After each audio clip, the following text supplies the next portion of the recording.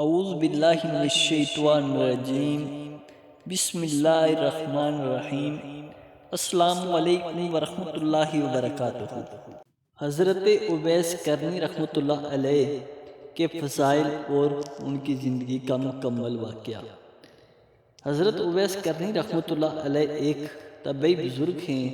ان کے بارے میں حضرت سیدنا ابو ہریرہ رضی اللہ تعالیٰ عنہ سے مروی ہے، رحمت للعالمین صلی اللہ علیہ وآلہ وسلم نے ارشاد فرمایا، بے شک اللہ پاک اپنے بندوں میں سے ان کو زیادہ پسند فرماتا ہے جو مخلص، پرہیزگار اور گمنام ہوتے ہیں، جن کے چہرے گرد آلود بھوک کی وجہ سے پیٹ کمر سے ملے ہوئے اور بال بکھرے ہوئے ہوں۔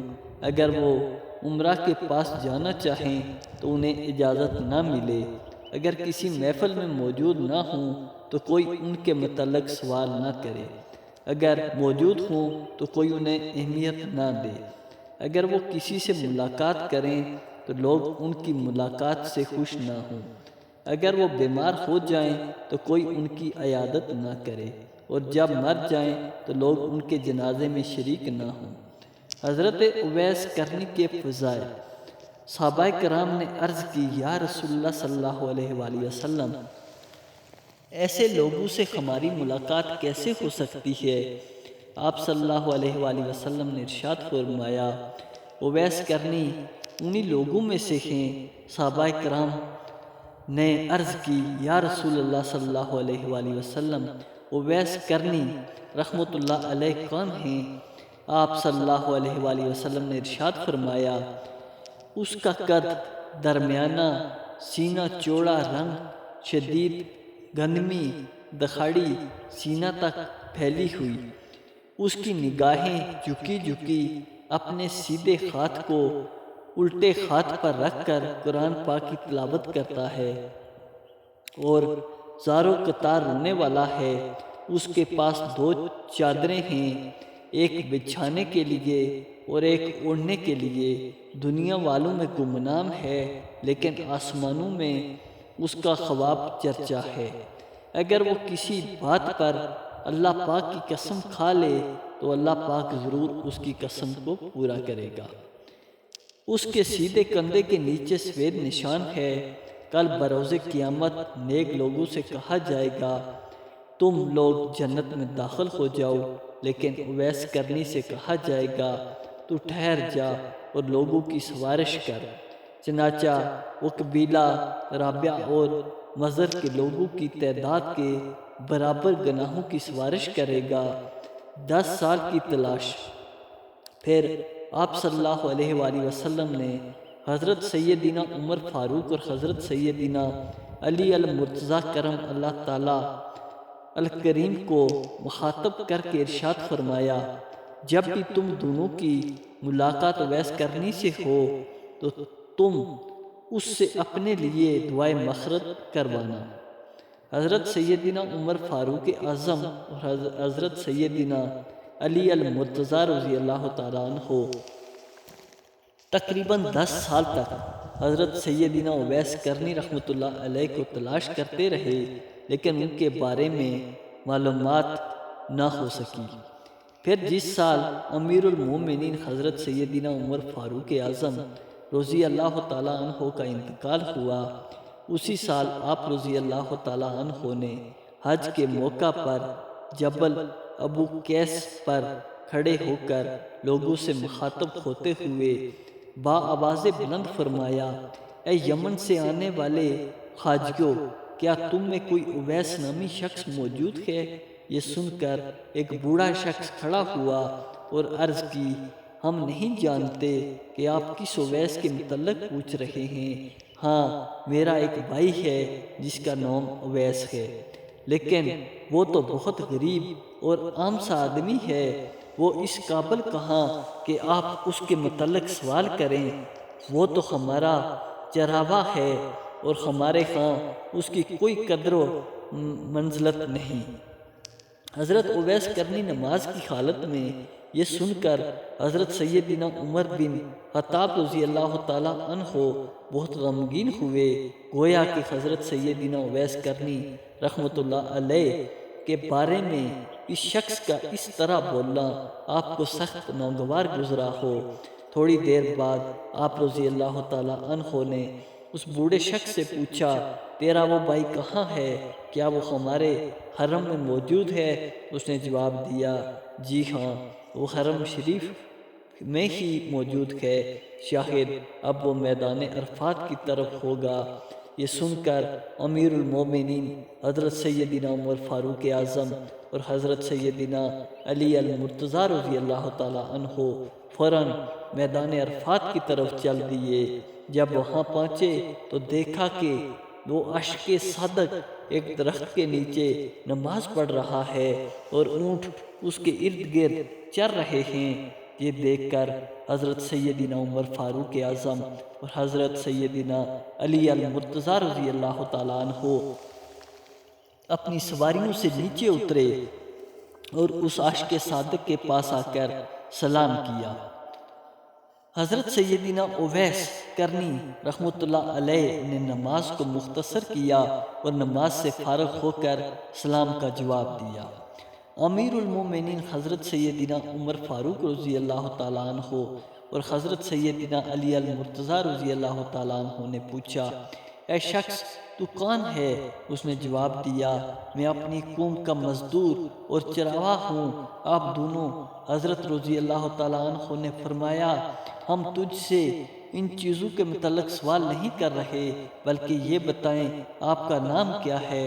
انہوں نے جواب دیا، میں عبداللہ یعنی اللہ عز و جل کا بندہ ہوں۔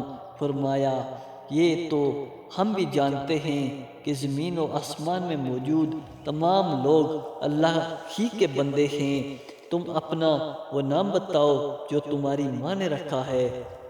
یہ سن کر حضرت سیدنا اویس کرنی رحمۃ اللہ علیہ نے عرض کی، آپ لوگ مجھ سے کیا چاہتے ہیں؟ تو انہوں نے ارشاد فرمایا، ہمارے پیارے آقا مدینے والے مصطفیٰ صلی اللہ علیہ وآلہ وسلم نے ہمیں اویس کرنی کے متعلق چند نشانیاں بتائی ہیں۔ ہم آپ کی باتوں سے رنگت کے متعلق بتائی ہوئی نشانیاں تو آپ میں دیکھ چکے ہیں، لیکن ہمارے آقا صلی اللہ علیہ وآلہ وسلم نے ایک نشانی اور بتائی تھی کہ اس کے سیدھے کندھے کے نیچے ایک سفید نشان ہوگا۔ آپ ذرا اپنا سیدھا کندھا ہمیں دکھا دیں، اگر وہ نشان موجود ہوا تو ہم پہچان جائیں گے کہ آپ ہی کے متعلق ہمارے آقا صلی اللہ علیہ وآلہ وسلم نے خبر دی ہے۔ حضرت اویس کرنی یہ سن کر سیدنا اویس کرنی رحمۃ اللہ علیہ نے اپنے کندھے سے چادر ہٹائی تو آپ کے مبارک کندھے کے نیچے سفید نشان موجود تھا۔ نشان دیکھتے ہی دونوں صحابہ رضی اللہ تعالیٰ عنہ نے حضرت سیدنا اویس کرنی کو بوسہ دیا اور فرمایا، ہم گواہی دیتے ہیں کہ تم ہی وہ اویس ہو جس کے متعلق ہمارے نبی صلی اللہ علیہ وآلہ وسلم نے خبر دی تھی۔ اللہ پاک آپ پر رحم فرمائے، آپ رحمت للعالمین، آپ ہمارے لیے مغفرت کی دعا کریں۔ یہ سن کر حضرت اویس کرنی نے عرض کی، میں نہ تو صرف اپنے لیے استغفار کرتا ہوں اور نہ ہی کسی فرد مومن کے لیے، بلکہ میں تو ہر مومن مرد و عورت کے لیے استغفار کرتا ہوں۔ آپ لوگوں پر اللہ پاک نے میرا حال تو منکشف فرما ہی دیا، اب آپ اپنے متعلق بتائیں کہ آپ کون ہیں؟ حضرت سیدنا علی المرتضیٰ رضی اللہ تعالیٰ عنہ نے یہ سن کر جواب دیا، یہ امیر المومنین حضرت سیدنا عمر بن خطاب رضی اللہ تعالیٰ عنہ ہیں اور میں علی بن ابو طالب ہوں۔ یہ سنتے ہی حضرت سیدنا اویس کرنی رحمۃ اللہ علیہ باادب کھڑے ہو گئے اور عرض کی، اے امیر المومنین، اللہ پاک آپ کو سلامت رکھے اور آپ کو جزائے خیر عطا کرے، کاش تجھے تیری ماں نے جنا ہی نہ ہوتا۔ یہ سن کر امیر المومنین حضرت سیدنا عمر بن خطاب رضی اللہ تعالیٰ عنہ نے فرمایا، اللہ پاک آپ پر بھی رحم فرمائے، آپ رحمت اللہ تعالیٰ اسی مقام پر میرا انتظار فرمائیں تاکہ میں آپ کے لیے مکہ مکرمہ سے کچھ چیزیں خرید لاؤں اور کچھ کپڑے وغیرہ لے آؤں۔ آپ مجھے یہی ملا۔ آپ رحمت اللہ علیہ نے عرض کی، حضور آپ تکلیف نہ فرمائیں، شاید آج کے بعد میں آپ کی زیارت نہ کر سکوں گا، اور ویسے بھی میں کپڑوں اور پیسوں کا کیا کروں گا۔ آپ رضی اللہ تعالیٰ عنہ دیکھ ہی رہے ہیں کہ میرے پاس اونٹ کی 2 چادریں موجود ہیں، میں انہیں پھاڑ تو نہیں دوں گا، اور یہ دیکھیں میرے پاس چمڑے کے جوتے ہیں، میں اتنی جلدی انہیں بیکار تھوڑا ہی کروں گا۔ باقی رہا پیسوں کا مسئلہ، تو میری قوم نے مجھے اونٹوں کی رکھوالی اور چرائی کے بدلے 4 درہم دیتے ہیں، جو میرے لیے کافی ہیں۔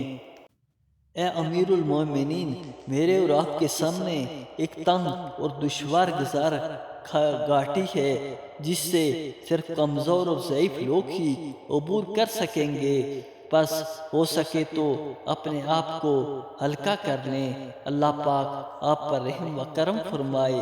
یہ سن کر حضرت سیدنا عمر رضی اللہ تعالیٰ عنہ اپنا درا زمین پر مارا اور فرمایا، اے عمر، کاش تجھے تیری ماں نے جنا ہی نہ ہوتا، کاش وہ 5 ہوتی۔ پھر فرمایا، کیا کوئی ایسا ہے جو مجھ سے خلافت کو، اس کی ذمہ داریوں اور اس کے ثواب کے ساتھ قبول کر لے؟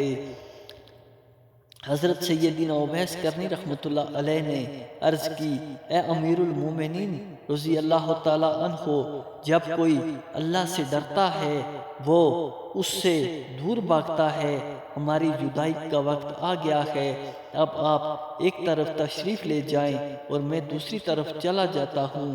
چنانچہ امیر المومنین حضرت سیدنا عمر فاروق اور حضرت سیدنا علی المرتضیٰ رضی اللہ تعالی عنہ مکہ المکرمہ کی طرف تشریف لے گئے، اور آپ رحمت للعالمین اونٹوں کو لے کر دوسری طرف چل دیے اور اونٹوں کو قوم کے حوالے کر دیا۔ پھر سب کام چھوڑ کر صرف اللہ کی عبادت میں مشغول ہو گئے اور بالآخر اپنے خالق حقیقی سے جا ملے۔ اللہ پاک کی ان پر رحمت ہو اور ان کے صدقے ہماری مغفرت ہو، آمین ثم آمین۔